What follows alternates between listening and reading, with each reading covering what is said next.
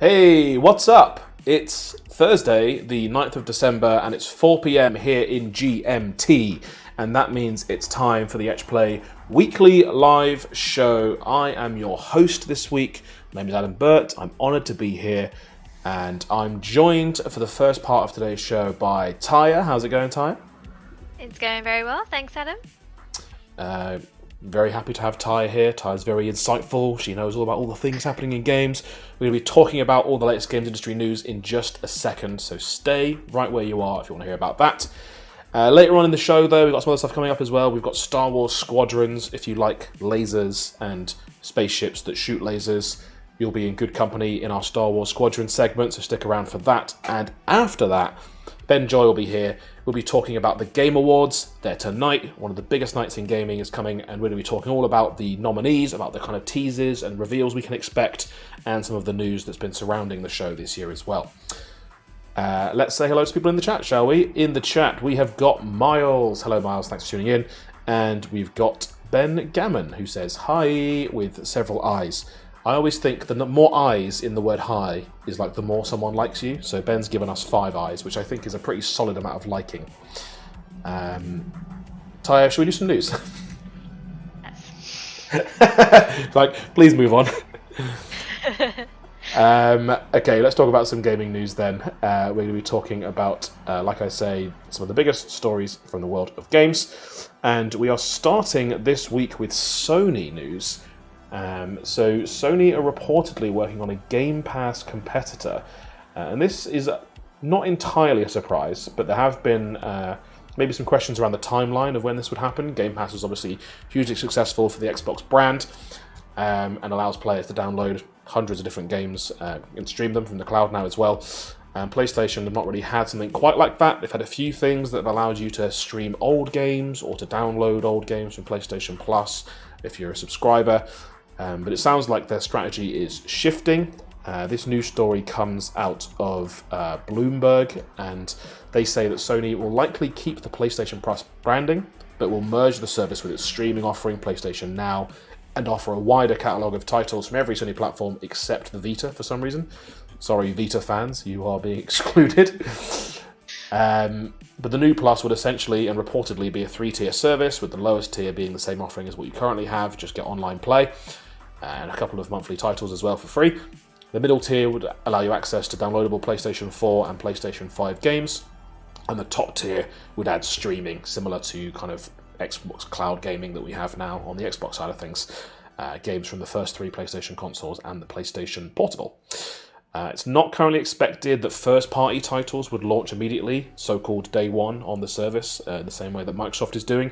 But still, potentially seismic shift for the industry in terms of how games are sold, maybe a little bit of catch-up going on in a way, but interesting to see how Sony is reacting to the success of Game Pass so far. What do you make of this, Tyre? Yeah, I mean, I don't have a PlayStation myself, but I'm really excited for the possibilities. As you say, Game Pass has been a huge success for Xbox, and I think from the consumer side, it's been really great to see a kind of business case for people not having to spend, loads and loads of money on games if they don't have that much kind of a disposable income, but also the freedom to try before you buy. That's kind of how a lot of people use Games Pass. And I think having a little healthy competition in that area is just going to make things better for us players. So I'm really excited to see how it works. Yeah. Apologies if you heard the siren outside my house just then. That was a very sudden and loud siren right next to my house, which I live in.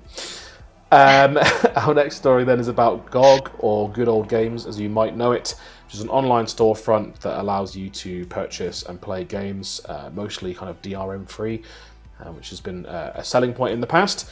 It's owned by CD Projekt, who you might know as the owners of CD Projekt Red and the creators of Cyberpunk 2077 and The Witcher 3. But they've announced this week that they're losing money on the store and will be refocusing on a hand-picked selection of games, that's an exact quote, focusing on offering kind of specific experiences rather than being a catch-all store for anything and everyone. Essentially, it's kind of admitting really that they can't really compete with Steam and Epic in terms of the pocket depth that you would need to go toe-to-toe with them on a store that sells all the games all the time. So yeah, offering a hand-picked selection of games is the exact quote, with a unique DRM-free philosophy. And in line with this, there are expected to be some changes in the team structure. Are you a GOG fan, Ty? Do you buy things from GOG? Not very often. I think I do have a copy of Witcher 3 on GOG. It's it's I guess unsurprising. Like you said, competing with Steam, the fact that Epic's done so well is quite a good surprise already. But I think for the smaller ones, it is always going to be a challenge. I'm just curious to see what games they're gonna pick, and how that kind of decision is going to be made. Yeah, I mean, obviously, when they first started, they were good old games, so it was about classic games, which worked for them as a niche for a little while. Be interesting to see if they go back to that, and whether it will be, goodbye Doom on here, the old one, not the new one. But yeah, I guess we'll see, and we'll stay tuned to that story as we hear more. Next up, we've got some more legal discussion, and I apologise for how boring the legal stuff can be, but this is an interesting story. So Joseph Fares has announced essentially that It Takes Two, which is one of the Game Award Game of the Year nominees, and it's an interesting little co-op game, has been hit by a claim from Take-Two, who you might know as the Grand Theft Auto parent company and owner of a variety of franchises in the games industry. Pretty big fish, let's say. So yeah, the co-op game has been done quite well this year. It's been successful, nominated for several awards. The developer is Hazelight, and they have now said that they're abandoning ownership of the name. So they're not going to change the name of the game, but they're going to basically cease to try and protect it as a trademark in its own right. They're like, well, these guys are coming after us for it. We're not going to chase other people for it. It's too complicated. In a statement to Eurogamer, a Hazelight spokesperson said the studio cannot comment on ongoing disputes, but the team was hopeful it will be resolved. It seems like kind of a bullyish thing for Take-Two to do. I know the intricacies of the legal system, especially in the States, are a little bit weird sometimes. Sometimes you have to aggressively defend your trademarks, otherwise you have the potential of losing them. But, I mean, from a distance, this looks like pretty gross behaviour. Massive corporation just stomping all over a relatively small dev. What do you reckon, Tyre? Yeah, I mean, it's sad to see, and I'll be the first to say that, copyright law is a great beast that I couldn't begin to understand. I mean, I really do hope they get to resolve it. It just feels like a little bit, I don't know, to someone looking in from the outside who doesn't really understand, those two words together. Yeah. It constitute a copyright, but then again, I'm sure their lawyers would tell me very differently. So I guess we'll see what happens there. Our next story is about Activision, and it's not quite as bad as some of the stories we've heard from Activision recently, but it's still pretty bad. Alongside a continued slew of allegations about workplace behaviour, they're back in the news this week in another negative way. Like I say, a group of workers at the division supporting the Call of Duty franchise, especially Warzone, have walked out of work this week on Monday in protest against job cuts that took place last week. The move is kind of part of a broader thing that's going on at Activision, where there's people pushing for unionisation and a bit of a labour movement there. Definitely a lot of internal strife at Blizzard and Activision together, as you might expect at the minute. The workers sent a letter to management of their studio. I'm going to do it again, that doesn't make any sense. The workers sent a letter to management of their studio, Raven Software, which is owned by Activision and works on Warzone. In the letter, they asked the company to reinstate the dozen people who were terminated, according to a copy of the email reviewed by Bloomberg. These were all working in QA, by the way. Those participating in the demonstration do so with the continued success of the studio at the forefront of their mind. So, I mean, quite a nice show of solidarity from the staff at Activision to be like, you can't just let go of a whole department. Like, we want, these guys are essential to the way that we make games, the way that we support you in the production of Call of Duty. And probably the last thing Activision Blizzard need at the minute is more bad press. But yeah. It seems like there's bad press coming out kind of every week, unfortunately, from that side of words.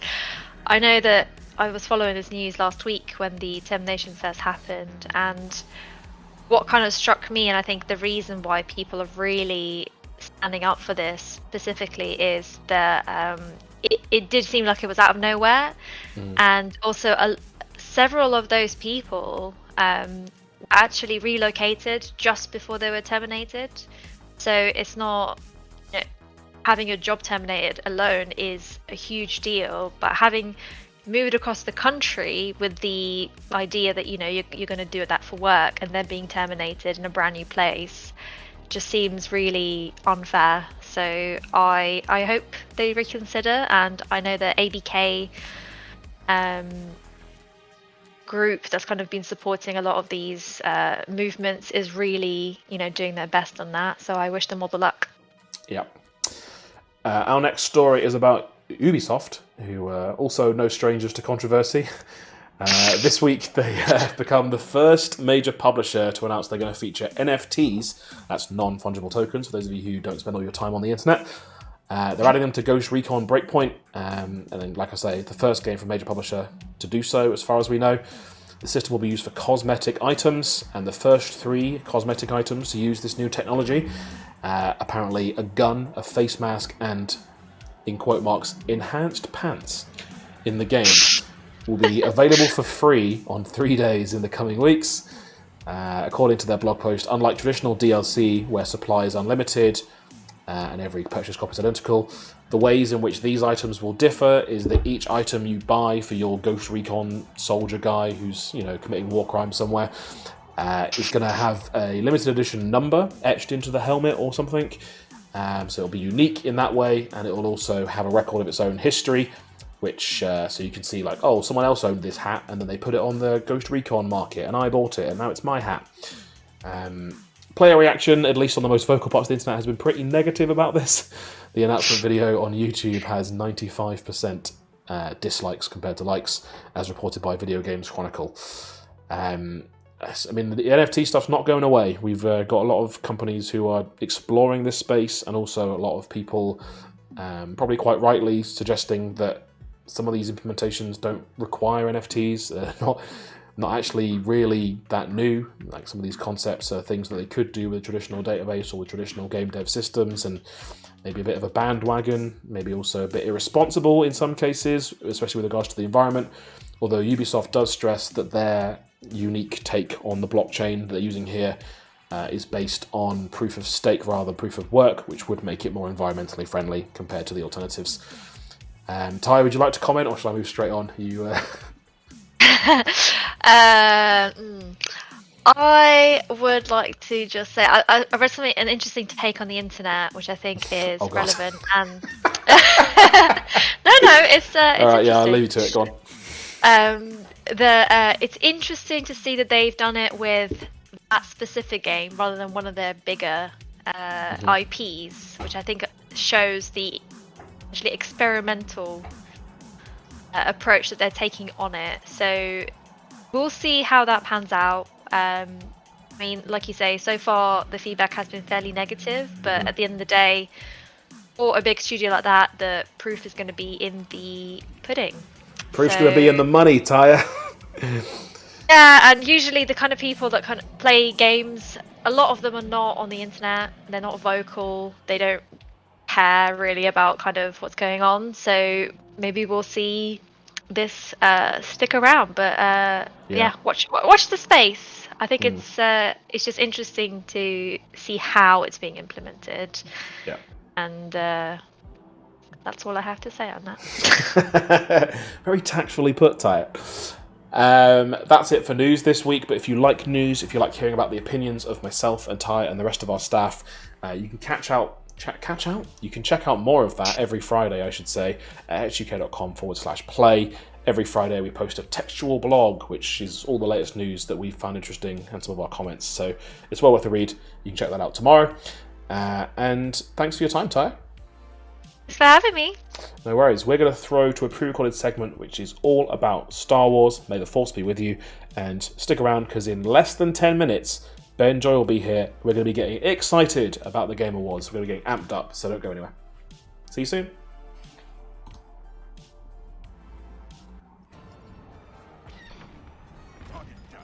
Hello and welcome to another Etch Play video. My name is Adam Burt, and may the Force be with you, because we're checking out Star Wars Squadrons. I'm here with Dan Thomas. Hello. How's it going, Dan? Yes, I'm very good, thank you. I'm enjoying the Star Wars sounds already. Is the Force with you? The Force is always with me. It's always with you.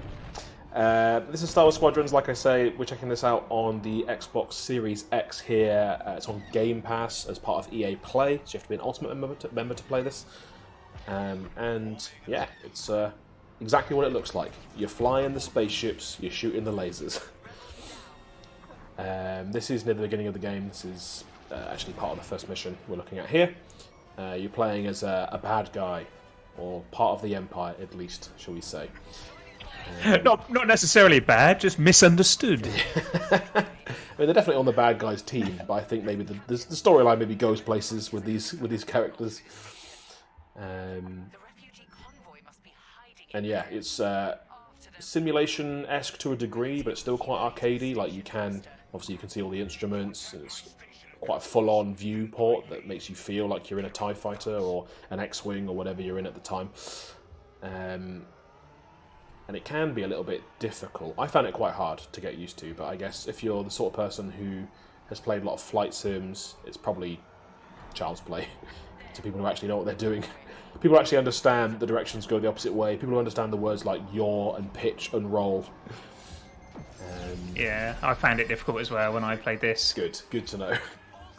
I played this. I played the X-Wing versus TIE Fighter game when that first came out on my first proper PC when I was a kid, and I found that incredibly difficult. So when I got this, I was like, oh, I'm much older and more experienced now. I'm sure I'll be much better. And I was disappointed to learn that I was not. Because you bought this, right? Did you buy this on PC?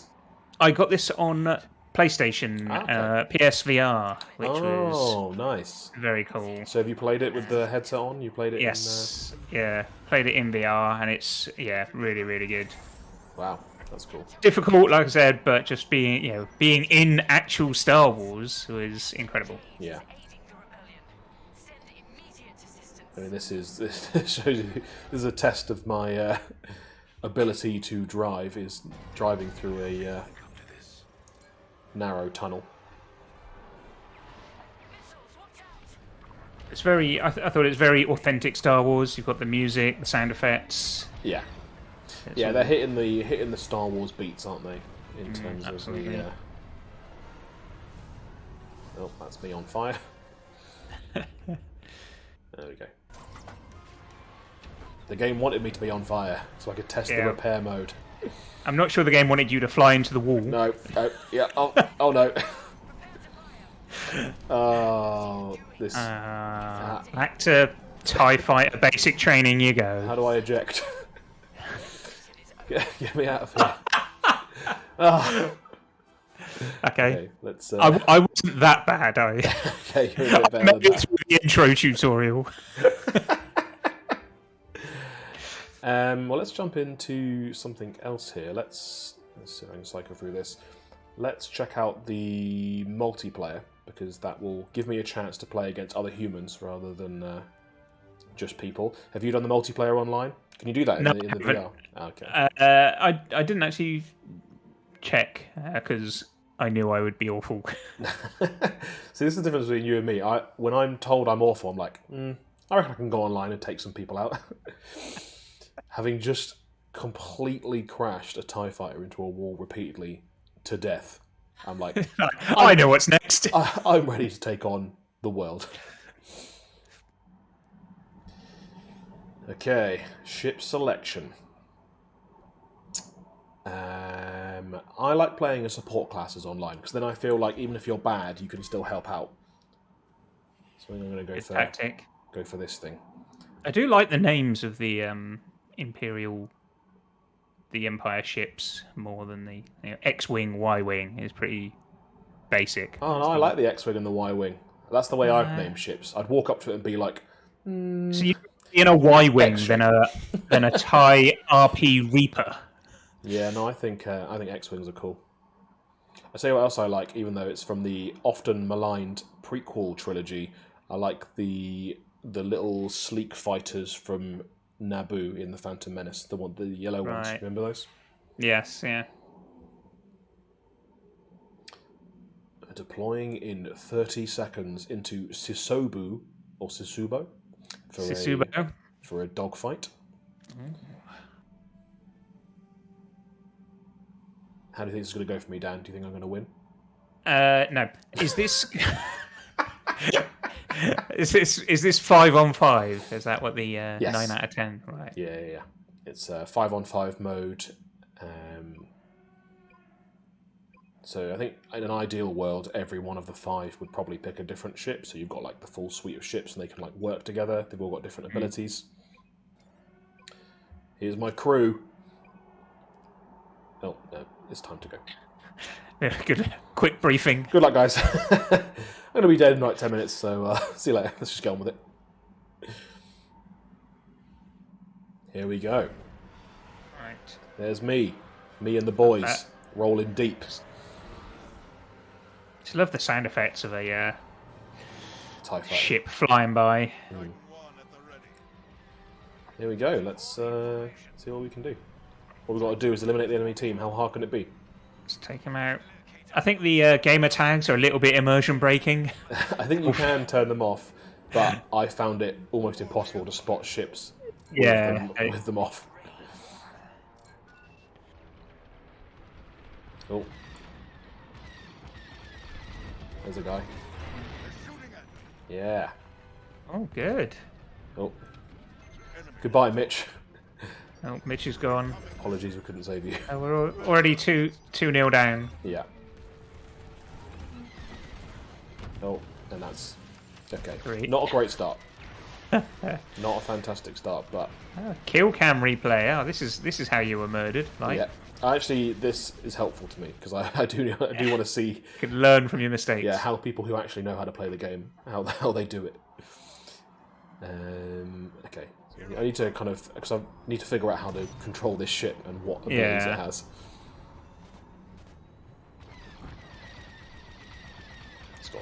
It's got lasers, pew pew lasers. It's the official term. Let's get this guy. He's hiding.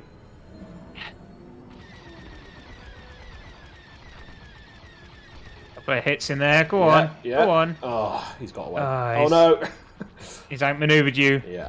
I think. Well, the thing is, when you're this ship is not like. Oh, I think he died. Oh. I think it gave me the kill. Careful. But I am also about to die. Yeah. Can you fix yourself in any way? Yeah, I think you can. Can you But unwreck yourself? I think I might be too damaged. Got another assist there. Maybe you should kamikaze it then. Just.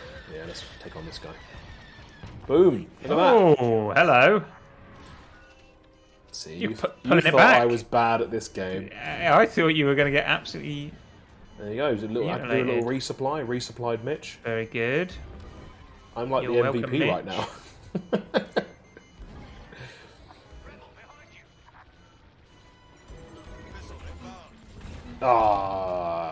Killed by Ultimate Revan. Clearly a Star Wars fan. Boom. Oof. Well, let's not watch me embarrassing myself too much. Let's throw back to the studio, and we'll catch you on another Etch Play video. I've been Adam Burton, he's been Dan Thomas, and we'll see you again soon.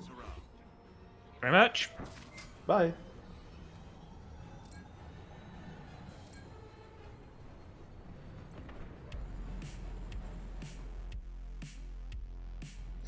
Hey, welcome back. You're watching the Etch Play weekly live show with me, your host for the week, Adam Burt, and I'm joined by a man called Ben Joy. Say hello, Ben. Hello, Ben. Every time. Just can't resist that joke. No. Classic. That was us checking out a bit of Star Wars Squadrons. Actually, me and Dan Thomas checking out a bit of Star Wars Squadrons. I think you'll find I nailed it. I used the Force, and I was good against all the odds. But that's not what we're here to talk about. We're here to talk about the Game Awards. They are tonight. It's one of the biggest nights in gaming for a variety of reasons. One, because we get to celebrate some of the best titles from this year across a variety of categories, including innovation and accessibility, platform-specific awards, Game of the Year, which is going to be a big one. But also we get to talk about the year ahead, and we get to look at trailers for new things and lots of kind of announcements and teases. So we're going to talk about it a bit. We're going to have a little chat about what we're looking forward to, what we think might win, what we think we might see at the show today. As a reminder, if you've not been following this so far, the contenders for the Game Awards Game of the Year are Resident Evil Village, Psychonauts 2, Deathloop, It Takes Two, and Ratchet and Clank Rift Apart. 5. Is Metroid Dread not up for it as well? Oh yeah, you're right, it is. Yeah, I thought Metroid Dread was in there is as well. in there, and I completely forgot. Apologies to Metroid Dread. And it's going to win, Samus, just to spite you. Forgive me, Samus Aran. One award has already been decided. Halo Infinite has taken the Player's Choice Award. It kind of came out, at least kind of in multiplayer form, a little while ago, kind of by surprise, obviously. It's in that kind of weird middle ground where it wasn't really kind of eligible for the awards because it came out in the middle bit when people weren't supposed to be releasing things. But the Player's Choice Award was completely voted for by the public, so the players could do whatever they wanted, and they said, let's give Halo this award. So congratulations, Halo. You're the Players' Game of the Year. The campaign for Halo, by the way, came out yesterday, and according to reviews, is worth checking out, especially if you've got Game Pass, so give that a try. As in previous years, we can expect a variety of teasers and new trailers for games and game-related projects at the show. Among the games expected to appear are Destiny 2, which has a new expansion to show off, a new Sonic game, and more from Suicide Squad Kill the Justice League. There's expected to be a lot more that we don't know about yet as well, which is kind of exciting. Ben, you've been doing a little bit of research about some of the games we might see. What have you been reading? What are you excited to potentially see today? Yeah, so there's murmurings online that people think that maybe Injustice 3 is going to be teased or shown a little bit of at the Game Awards tonight. I like the Injustice series. For those people that don't know, it's basically Mortal Kombat with the characters from the DC universe, which is cool. There's a bit of story in them, but mainly it's all about the fighting. So it'd be cool to see whether that comes out. People seem to be thinking that a new project from Kojima could be being announced, because I know Death Stranding's not been that far, it's not been released for that long, but Kojima has a good relationship with Geoff Keighley. There's not another big show now until March, really with GDC, and then you get into E3 territory. So now could be the time that he's going to announce something. So yeah, a few bits and pieces going on. You mentioned that, and I think it's confirmed that Suicide Squad is going to be there. I'm excited to see that. I'm pretty excited for that game. Just from what I've seen so far, it looks pretty cool. And where Marvel reigns supreme in the cinemas, I do still have a soft spot for DC. So I'd like to see a couple of DC titles there in Injustice 3 and Suicide Squad. I'm excited for those. I'm still a DC fan, regardless of the fact that the cinema's a bit crappy these days. We also, in terms of things that we know there's going to be some movie and TV show associated projects that are kind of games related, but not games themselves. So it's confirmed that we're going to see a preview of the upcoming Halo TV series, a trailer for the new Sonic the Hedgehog movie, and some kind of elaborate tie-in with the new Matrix movie, which comes out just before Christmas. If you have an Xbox Series X or PlayStation 5, you can download this thing now. It's called The Matrix Awakens.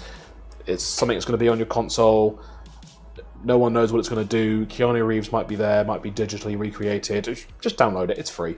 Download it and then see what happens tonight. They've been using Unreal, haven't they, I think, as part of the film, which is where that crossover comes from, which is pretty cool. Yeah, they're kind of showing off what Unreal can do with a fully digital Keanu Reeves. Spoiler alert, can do a lot. We won't rest until Keanu Reeves is fully simulated. Yeah. Or you just go play Cyberpunk, I guess. Yeah, or not. Cyberpunk is nominated. Cyberpunk did get a nomination for Best RPG. Some people are not happy about that. It also got nominated for Best Audio. So Cyberpunk is in the frame, released quite late last year, kind of too late for the awards bracket last year, and is considered eligible this year. But obviously some of the shine came off that with everything that happened and the way it came out and some of the kind of reactions, especially to the last-gen versions. Yeah, I don't think it's going to win the audio one. I can't see past Guardians of the Galaxy. I mean, the soundtrack of the movies is so good, and the soundtrack of the game is on par. Like, it's just like that has to win, surely. I mean, maybe I'm biased because Star-Lord likes the same kind of music that I like, which is why I like the soundtrack so much. But I just feel like that's got to win, right? It's Well, such there you go. Ben Joy's an flag. iconic playlist. His flag is planted in the sand. He's saying Guardians of the Galaxy is going to be your audio winner.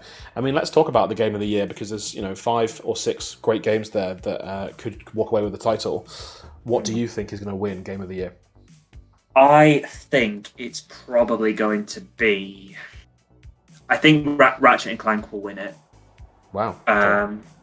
I would like see Psychonauts 2. When we checked it out, I really enjoyed it. I've played a little bit of it myself. I tried it when I was trying the cloud gaming, and my internet was not good enough. But I enjoyed what I could get out of it, and I really enjoyed watching you play it. I think it looks a really fun game, so I'd like to see it win. But I think it's Ratchet. I think Ratchet and Clank will win it. Interesting. I think that Deathloop's going to win. That's my prediction for you. But there will be other kinds of awards as well as celebrating games. It celebrates things from the world of esports and other things as well. Like one of the things which I think is really exciting, really cool. We already know who's kind of won this, for lack of a better phrase. The awards every year decide to celebrate 50 members of the games industry, known as the Future Class. Essentially, people that they think are the future of the games industry. So a very prestigious company to be in. All 50 have been announced already, revealed this week, and you can check those out on the Game Awards website at thegameawards.com. Whole host of people, all of whom we have a lot of respect for, so definitely worth checking out them and their stories, and congratulations to all of them. Looking forward to what you do in games over the next however many years you work in games. So that should be exciting as well. I tell you what I enjoyed. For the most anticipated game nominated is the sequel to Legend of Zelda Breath of the Wild, because we still don't know what it's going to be called. That's one of the things that people seem to think might be announced tonight. We might get the title. You might get a Breath of the Wild sequel title. I enjoyed that it's nominated. A game is nominated that we have no idea what it's called. Yeah. But hey, it's definitely highly anticipated. That is true. Jason Schreier highlighted on Twitter. He works for Bloomberg. He pointed out that the nominations for most anticipated game, apart from Halo, which managed to actually come out, are all the same this year as they were last year. All the same nominees, because basically now even more anticipated. We've had another delayed. 12 months. Like, how many years in a row can you win most anticipated game? People are like, is this gonna come out?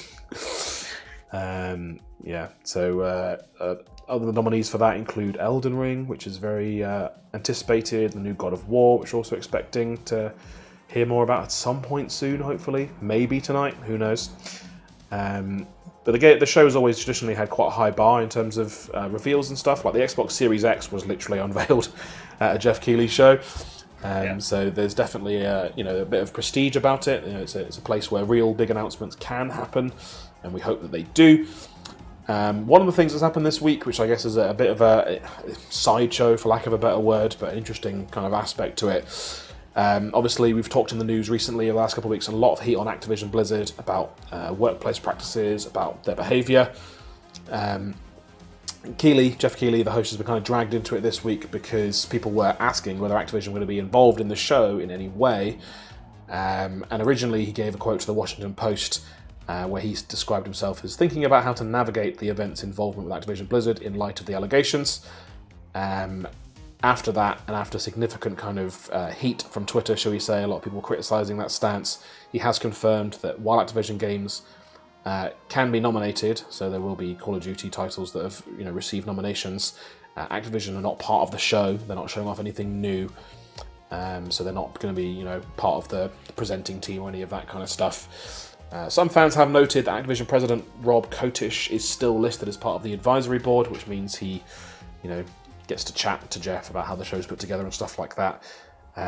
But yeah, a bit of an interesting one there, and it'd be interesting to see if we do get any kind of acknowledgement to that from Geoff as part of the show hosting duties, or whether any of the award winners, who obviously get to do a speech similar to the Oscars, whether any of those guys will use their speech to highlight some of the injustices that have maybe been going on this year that need to change. I wanted to ask you, Ben, as well. I mean, I skimmed over it, and I feel like you got away with it first time, but I just need to give it its due. Sonic the Hedgehog 2, the movie, is coming, and a new Sonic game. Are you excited about Sonic announcements? Are you ready for more Sonic? I'm ready for more Sonic. I don't care what you say. I like Sonic. I thought the first movie was pretty good. I will see the second one. And yeah, new Sonic games. I like playing Sonic games. They're always pretty fun. So yeah, I'm excited to see what Sega are doing with it. What's going to happen next with the movie franchise. So yeah, I am excited. And yeah, I'll be looking forward to seeing the trailers and whatever it is they show in the morning. I'm not sure I'll be staying up all night to watch it, but I'll definitely be checking it out in the morning. So. Yeah, that is one thing about watching it in the UK. Obviously, you might be wondering, are Etch Play going to co-stream this? And we would love to, but it does start at 1 in the morning in the UK, so probably not. We'll probably just check it out tomorrow, and we do have our roundup every Friday where we'll be able to talk about some of the big announcements and big trailers, so make sure you check that out on our website tomorrow, etchuk.com/play. If you are going to watch tonight at 1 a.m, bring some Red Bull, you'll need it. It is expected to be a 3-hour show, so quite a lot of announcements potentially, as well as all the awards and stuff going on. Ben, I'm going to try and pin you down before we leave this subject. I want you to give me a prediction of a trailer you think we'll see or an announcement you think we'll see, and then next week I'm going to judge you based on whether you guessed correctly or not. What are you thinking? What's your curveball? What would really blow your mind as an announcement? Oh, I don't know if I've got a curveball. If I had to put money on it, which I'm not, I would say I'm pretty sure that we'll get the Breath of the Wild title. I think that is going to happen because it's been a long time coming. I don't think because like we've said before, the next one is GDC and then it's E3. Like, there's a bit of a gap between the events, which you need, but I think it'll be tonight. I think that's when it's coming. In terms of a curveball, I do what I'd love to see, which will not happen at all. I'd love to see I would love to see a new Star Fox game come out for the Switch. Wow, I would love to see something like that. Because, I mean, they've finally done Metroid. They could. So I would love to see something like that. I don't think it will, but Nintendo, if you announce a new Star Fox game, I'll be very excited. Yeah. I don't think it'll happen, but I would love it. Yeah. I think we probably will see God of War tonight. I think we're probably going to see Starfield tonight, which will be interesting because we've not seen gameplay of that really. We've just seen like a teaser, but it is supposed to come out next year, so it's about not time. the most anticipated game, so it would make sense. And also, Halo's out now. They've got to move on to the next thing. They've got to start pimping something else. I would also be interested, and this is an announcement we talked about a little while ago and not heard much from since. There was the talk of this Indiana Jones game going on. Oh, be interested to hear more about that, maybe. Yeah, Lucas Games. Did they call themselves Lucas Games? I can't remember what they call themselves, but they're working with Machine Games, who did the Wolfenstein entries, the most recent ones, that kind of same team. So, well, we'll see tonight who turns out to be true, and we'll see who takes home the statues at the Game Awards. You can watch it on all sorts of video platforms. If you just head to GameAwards.com, thegameawards.com, I should say, you'll find links there to YouTube or Twitch or wherever you'd prefer to watch it. And yeah, if you don't want to stay up and watch it, come check out our blog tomorrow on etchuk.com/play. We'll be talking about it. And we'll be back next week as well to talk about all the latest games industry news, playing some games, talking about games marketing, all those sorts of things. So thanks for your time. And we'll see you again next week. Sound good? Sounds good to me. Ben's not bothered. I'll probably be here. I'll be watching, or I'll be. Ben. Well, I say sat in this chair. I'll be sat in this chair. I'll be sat in a different chair. But Ben will probably. Here's your sell for next week. Ben Joy will probably be here.